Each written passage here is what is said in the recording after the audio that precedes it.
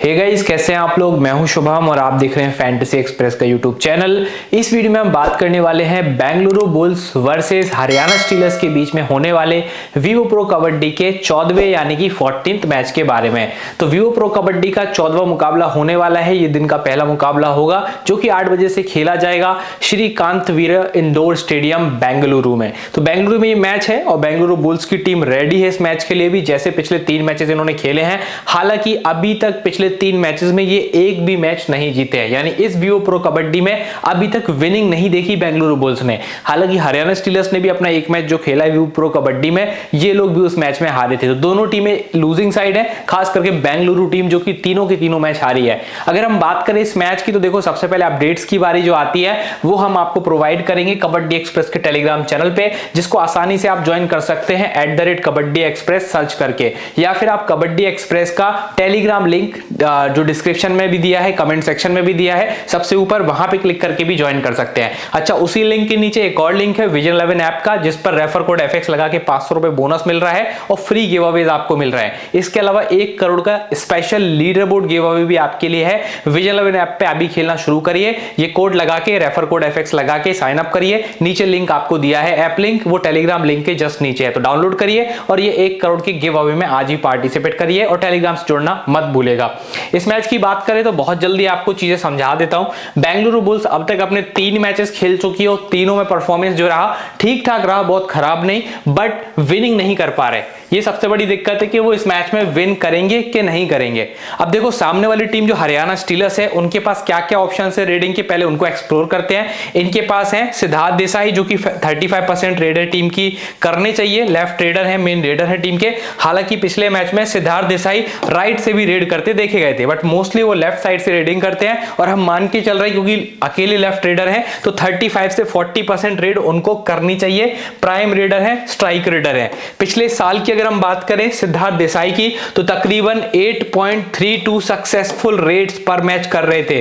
Approximately 8 साढ़े 8 red हर match में करके वो जा रहे थे, जो इनका एक एवरेज था। अभी शुरुआत अच्छी नहीं हुई पहले मैच में, बट किसी भी दिन आपको सिद्धार्थ देसाई 8-10 रेड करके दे सकते हैं सक्सेसफुल रेड्स। अच्छा, भरत का आपको सक्सेसफुल रेड का पता है कि नहीं, ये मैं आपको बता दूं। भरत जो है आपको पता है बहुत अच्छे फॉर्म में है। पिछले साल तक ये 12+ रेड्स कर रहे थे पर मैच। इनका एवरेज बहुत ऊपर था रेड्स के मामले में, सबसे ऊपर 12.5 साढ़े 12 रेड्स प्रति मैच। सिद्धार्थ देसाई से भी 1.5 गुनी रेड्स सक्सेसफुल कर रहे थे ये पिछले साल तक भरत। तो भरत का अलग ही मतलब स्वैग है। कैप्टनसी का बेस्ट ऑप्शन इस मैच में भरत आपके लिए रहेगा।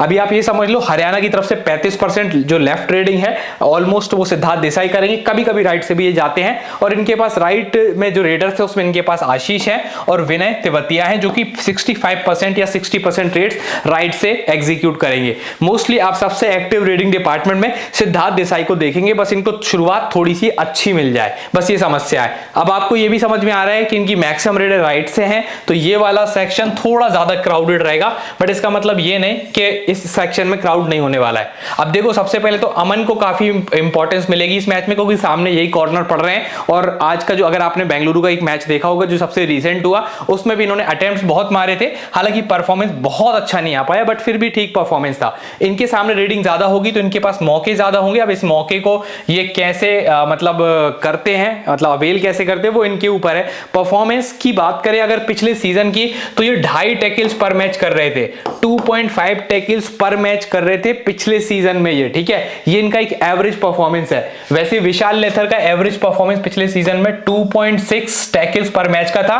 जो कि अमन से स्लाइटली बेटर दिख रहा था। अब एक और देखो, सुरजीत सिंह है अच्छे प्लेयर, बट पिछले सीजन तक 1.3 सक्सेसफुल रेड्स कर रहे थे पर मैच, जो कि काफी कम थी। ये पिछले साल का परफॉर्मेंस है सुरजीत का, और ये लेथर का परफॉर्मेंस ऑलमोस्ट सुरजीत से डबल है और अमन के बराबर है। अब आते हैं सौरभ नांदाल की तरफ। तो नांदाल का पिछले सीजन परफॉर्मेंस जो था 3 टैकल्स पर मैच का था, यानी सुरजीत से भी ज्यादा, विशाल से भी थोड़ा ज्यादा और अमन से भी ज्यादा। यानी पिछले सीजन डिफेंडिंग, अगर हम बात करें डिफेंडिंग सेक्शन में, सौरभ नांदाल लोगों के कैप्टन वाइस कैप्टन भी हुआ करते थे, क्योंकि परफॉर्म ही इसी लेवल का कर रहे थे। तो डिफेंस में आप समझ गए, इनके जो डिफेंस प्लेयर्स हैं उनमें से आपको प्रायोरिटी जो देनी है वो सबसे पहले आपको सौरभ नांदाल को मेरे हिसाब से देनी चाहिए। रेडिंग लेफ्ट साइड में भी काफी है, राइट में थोड़ा अमन पे आप फोकस करिए क्योंकि सामने यही पहला कॉर्नर पड़ने वाला है जहां पे हैवी रेडिंग है। फिर यहां से सुरजीत की इंपॉर्टेंस है, पर अभी सक्सेसफुल टैकल अगर आपने इनके देखे होंगे तो बहुत कम आ रहे हैं। मतलब सुरजीत कोशिश बहुत कर रहे हैं, 6-6 7-7 टैकल कर रहे हैं, बट सक्सेस रेट बहुत कम है सुरजीत का फिलहाल के लिए। उनसे बेटर ऑप्शन आपके पास विशाल फंसते हैं, जो पिछले सीजन भी अच्छा कर रहे थे और ये सीजन की शुरुआत भी विशाल की फिर भी ठीक हुई है। इनके मेन रेडर जो हैं इस टीम के, उसमें भरत ही सबसे मेन है, उसके बाद विकास तो कभी कभी बहुत ही खराब खेलते हैं ये भी अच्छे प्लेयर बट कभी कभी बहुत खराब खेलते हैं। नीरज नरवाल जो हैं ये इनकी पिछले साल 3.82 सक्सेसफुल रेट्स पर मैच आ रही थी और लगभग 1 टैकल प्रति मैच ही कर रहे थे, तो टैकल भी कर रहे थे। ध्यान रखिएगा नीरज नरवाल को लेने का हमेशा ये फायदा होता है। और विकास की शायद 5.23 अगर मैं गलत नहीं हूं तो इसके आसपास की सक्सेसफुल रेट्स इनकी जाती थी, यानी 5 मान लो 5-5.5 रेट्स प्रति मैच ये करके जाते थे और नीरज करके जाते थे लगभग 4 रेट्स प्रति मैच और ऊपर से 1-8 टैकल भी करते थे। तो इस टीम में सबसे इंपॉर्टेंट डिफेंस अगर देखें तो सौरभ नांदाल और अमन का डिफेंस सबसे बेहतर रहने वाला है मेरे हिसाब से, और विशाल को भी कम मत आकिएगा क्योंकि अमन से बेटर परफॉर्मेंस स्लाइटली बेटर विशाल ने दिए थे। और नीरज तो आपको पता है रेडिंग और डिफेंस दोनों संभाल रहे हैं, तो ये इनकी इंपॉर्टेंस भी है। विकास की इंपॉर्टेंस थोड़ी सी मुझे बेंगलुरु बुल्स में कम दिख रही है। भरत की तो बहुत अच्छी इंपॉर्टेंस है, वो पिछले साल भी 12+ रेट्स प्रति मैच कर रहे थे, जो इवन सिद्धार्थ देसाई के परफॉर्मेंस से भी बेटर है 8.32। ठीक है, अच्छा इन रेडर्स के बारे में भी आप देख लो, पिछले साल तक आशीष का परफॉर्मेंस लगभग 4 रेट्स प्रति मैच था, लगभग 4 रेट प्रति मैच सक्सेसफुल, और विनय तेवतिया का 2 पॉइंट समथिंग। ठीक है, तो यहां भी समझ में आ गया कि आशीष थोड़े से ज्यादा बेटर रहेंगे विनय के मुकाबले रेडिंग सेक्शन में।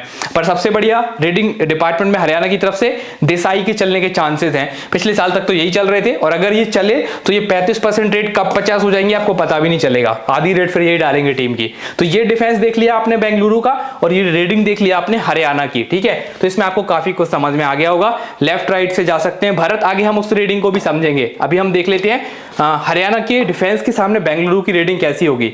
विकास कंडोला लेफ्ट से रेडिंग करते हैं बट परफॉर्मेंस कभी करेंगे और कभी नहीं भी करेंगे, और भरत और नीरज लेफ्ट राइट दोनों से जाके रेडिंग कर सकते हैं, इसलिए थोड़ा सा लेफ्ट रेडिंग का परसेंटेज हाई हो गया क्योंकि वहां पे ऑलरेडी एक रेडर आ ही गया जो अकेला लेफ्ट से रेडिंग करेगा और यहां से भरत और नीरज लेफ्ट राइट दोनों से रेडिंग करेंगे।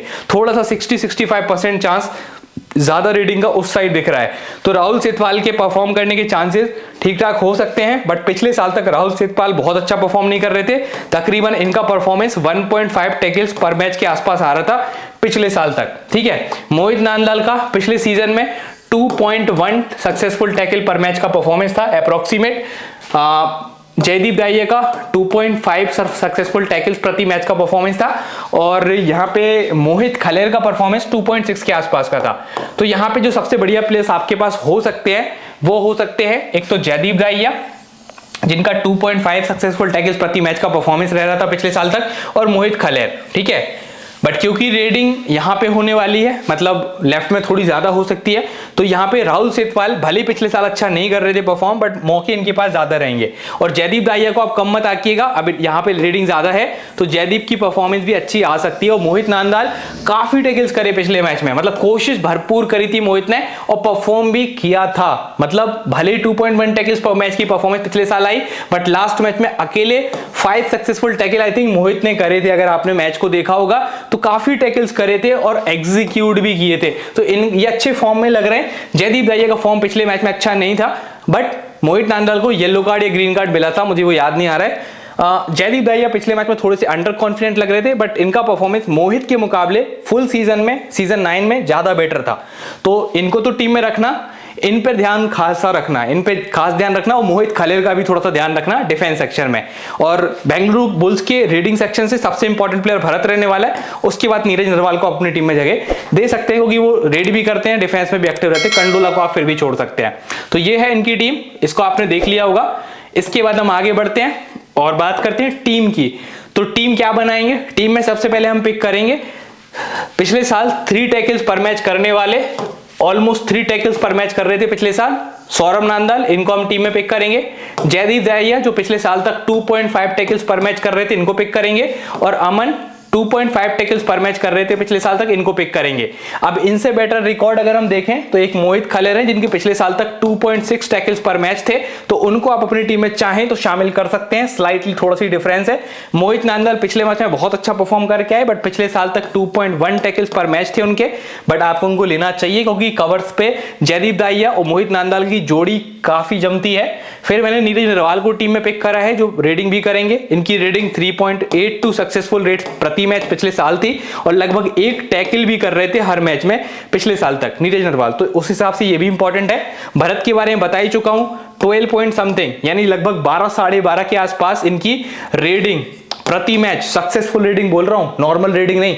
यानी अगर ये प्लेयर 15 रेडिंग करेगा तो 12 ये निकाल लेगा, उसमें सक्सेसफुल करेगा। 12 वेट आपको पता ही है 96 होता है क्योंकि 8 पॉइंट होता है एक रेडिंग का, आपको पता ही है। सो उस हिसाब से देखें तो काफी पॉइंट दे सकता है, बोनस वोनस तो अलग है, ठीक है। और कभी कभार टैकल भी कर लेता है पर कम करता है। सिद्धार्थ देसाई पिछले साल तक 8+ सक्सेसफुल रेट्स प्रति मैच कर रहे थे, जैसे यहाँ पे ये 12.5 रेट्स प्रति मैच कर रहे थे भरत, वैसे ये 8+ मतलब 8 से ज्यादा, और ये 12.5 से भी थोड़ी ज्यादा रेट्स कर रहे थे सक्सेसफुल प्रति मैच। तो कैप्टेंसी तो भरत को दे दो। वाइस कैप्टेंसी ग्रैंड लीग्स में देसाई का आप ध्यान रखेंगे। इसके अलावा अभी फिलहाल के लिए मैंने वाइस कप्तान अमन को बनाया है, बट मैं वाइस कप्तान में अभी श्योर नहीं हूं, तो मैं आपको टेलीग्राम पे मैच टाइम के दौरान ही बताऊंगा। तो अभी फिलहाल के लिए मेरी ये टीम रहने वाली है, काफी लॉजिक के साथ ये टीम मैंने डेवलप करी बनाई है। कोई इसमें अपडेट होगा तो मैं टेलीग्राम पे आपको बता दूंगा। टेलीग्राम का लिंक आपको कमेंट सेक्शन में मिलेगा, फटाफट जाइए कमेंट सेक्शन में लिंक पे क्लिक करके ज्वाइन करिए। अगर इस वीडियो में आपको थोड़ा भी कुछ अच्छा लगा, कुछ स्टैट्स आपको पुराने पता चले हों और जिसकी वजह से आपकी टीम थोड़ी बेटर बन पाई हो, तो प्लीज वीडियो को एक लाइक से सब्सक्राइब कीजिएगा। ग्रैंड लीग में आप कॉम्बिनेशन अलग अलग ट्राई कीजिएगा। कबड्डी के मैचेस ऐसे होते हैं कि एक आध प्लेयर थोड़ा भी यहां वहां परफॉर्म कर गया तो आपकी रैंक ऊपर नीचे हो सकती है, तो ग्रैंड लीग पे ज्यादा फोकस करिएगा। और इस वीडियो को यार प्लीज एक लाइक से सब्सक्राइब जरूर करिएगा। मिलते हैं नेक्स्ट वीडियो में, तब तक के लिए बाय बाय।